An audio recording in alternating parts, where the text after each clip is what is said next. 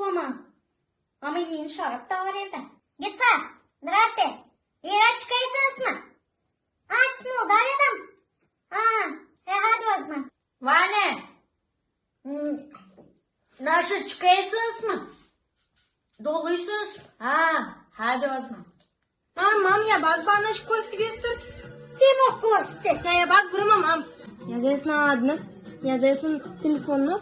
Da sen? Bebekli sahipçikle. Bak burada bu fiesta var. Böyle bu şeytanlık. Alo?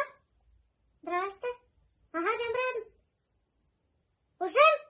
Все, çiçim, hadi gidelim toplama sunkalım. Hadi.